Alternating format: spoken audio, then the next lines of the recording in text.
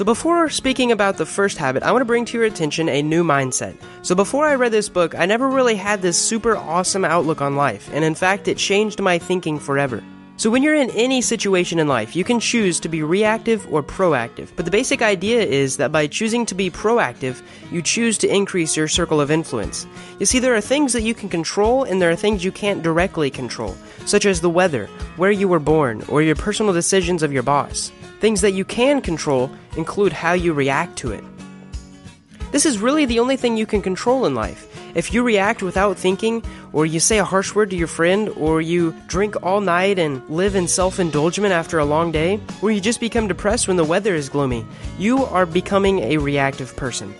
You let the environment control you, and you're simply a person reacting to stimuli. When you are reactive, you focus on things you cannot control. For example, you may have been born into a socioeconomic lower or middle class family. You may have been born into an abusive family. You may even been diagnosed with a terrible illness. But focusing on it will not change it. You know what you can control? This is the secret to being proactive, and in turn becoming an effective person. You can control your work ethic. You can control how you treat the people in your life, and you can control if you put on your seatbelt or not. By focusing on things that you can control, you bring more power into your life and widen your circle of influence. So in short, reactive people are people who complain a lot instead of actually going out and changing their actions, and proactive people understand that even if their complaining was justified, complaining about it wouldn't change anything. It would just be negative toxins in their life, polluting their social environment of their peers. See, most people choose to complain simply because it's easier. So let's move on to the second habit. How do you want people to think of you at your funeral? The second habit is all about becoming the person you want to be by thinking deeply about how other people think of you. Now, I'm a mature enough person to not really care what most people think of me, but I do care what my loved ones think of me. I want my girlfriend to think I'm loyal, trustworthy, and fun to be around. And because of this, I'm not going to cheat on her, I'm not going to lie to her, and I'm not going to fill our conversations with complaints or negative thoughts. See, when you die and there's a crowd of people standing around your coffin, what will they say? What will their best memories of you or their worst memories of you be? Think about the end before any major decision, and this will help you become a more effective person. Do you want to be remembered as a person who added value to society?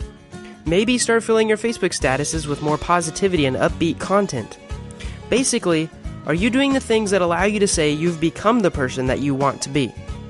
The second habit also goes into creation a bit. See, according to Stephen Covey, the author, everything is created twice. Once in the mind, and once in the physical, real world. The problem is that many things are created in the mind, but are never manifested into tangible things because we tell ourselves, I can't do it. A lot of time, the only thing stopping you from doing something is yourself. An even worse situation is when things aren't even created in the mind at all. For some people, debt, drugs, despair, or other life problems prevent a person from thinking about creation, and only on the negative outcomes of their situation. And this is where the first habit comes back. Stop focusing on what you can't control, and you'll be able to create more. You'll be able to add more value to the world. The last thing Stephen Covey mentions in this chapter is something called a personal mission statement. Now, this is a one-line sentence that you can rely on to give you a sense of purpose in the world. A very simple mission statement is, I want the world to be better because I was here.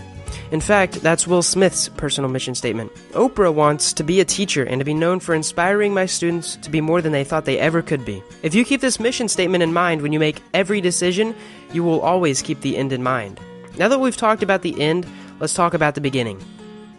So Stephen Covey came up with this thing called the urgent and important matrix. Basically, everything you can do falls into one of 4 categories. Here's a super easy graphic that can make it easier to understand. Basically, anything urgent is something that needs to be done as soon as possible, and anything important is something that makes us effective. The advice the author gives is to do things that are not urgent, but they have to be important as soon as possible. Because if you do things that aren't urgent before they are urgent, then you won't have to fret about doing them last minute. Here's the thing that kind of annoys me. If I asked most people what they thought was important, they would say things like their health, their relationships, their financial credibility. But when you look into their actions, they spend their time doing other meaningless things like organizing papers, going out for long lunches, hanging out with the wrong crowds, fussing over little crap, doing stupid stuff for the better part of their day that doesn't lead them to bettering the things that they said was important to them. So you gotta put first things first. Spend some time with your family before you waste your time doing something like playing video games. Start putting effort into creating a monthly budget instead of putting your effort pinning new things on Pinterest. Go and work out first before watching that new episode. The problem here is something psychologists call cognitive dissonance, and it's when the things you say are most important to you aren't the same things that you're spending most of your time on. In fact, some psychologists say that this is unhealthy. The disconnect between what we say we will do and what we actually do is terrible, and I think working on this would improve a lot of our lives.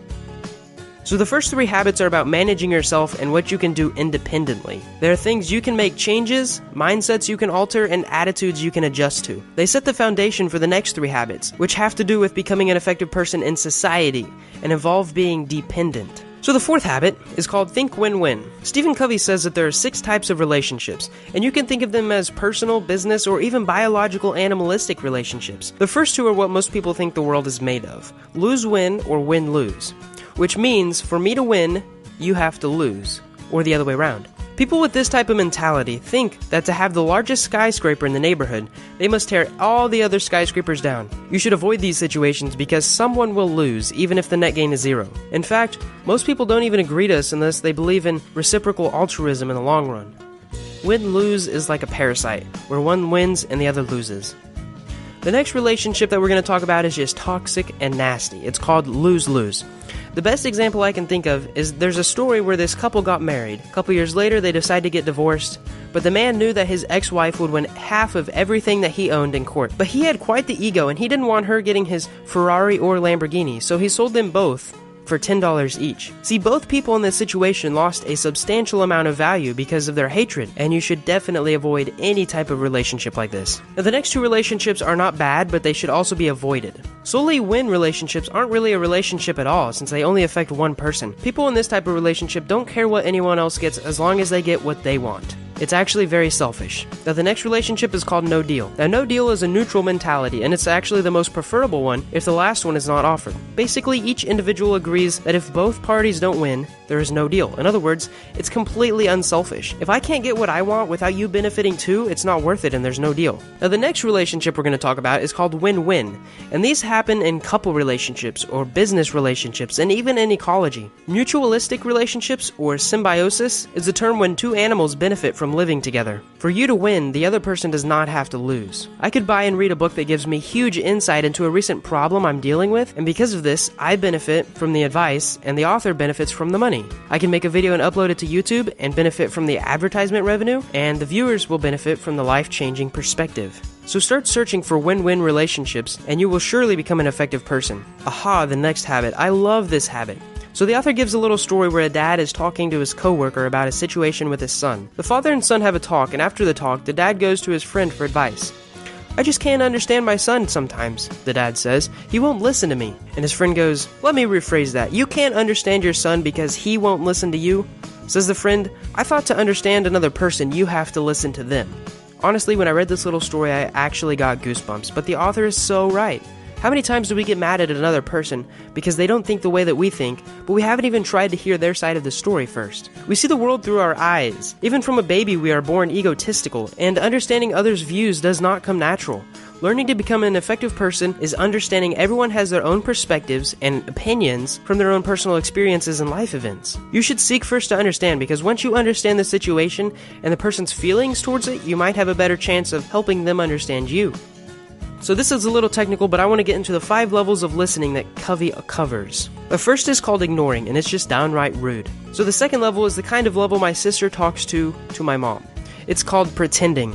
Yeah, right. You're at least responding to the person. The third level is called selective hearing. We only hear certain parts of the conversation, usually only the parts that benefit us. And it's really easy to do this with someone who talks a lot, or a preschool child. Another level up is called attentive listening, which is not necessarily listening to the content, but rather the way the words are being spoken. And you focus on the energy. If you listen to a motivational speaker in another language and you actually get motivated, that's called attentive listening. The last type of listening we hardly ever experience, and it's called empathic listening. This type of listening is the listening with the intent to understand. You will get inside the other person's frame of thinking and understand them better. And it's not just the words they say or how they're saying them either. We give them all of our attention, including paying attention to their body language and paying attention to their feelings. This is very powerful because it gives you accurate data to work with, to understand their thoughts, feelings, and motives instead of you being a brick wall saying, "Conform to me." Another form of great advice Stephen gives is to diagnose before you prescribe, which basically means to understand before you give advice. One of the best ways to find more win-win situations is to understand what the other person wants and needs before you can find a way both of you can benefit.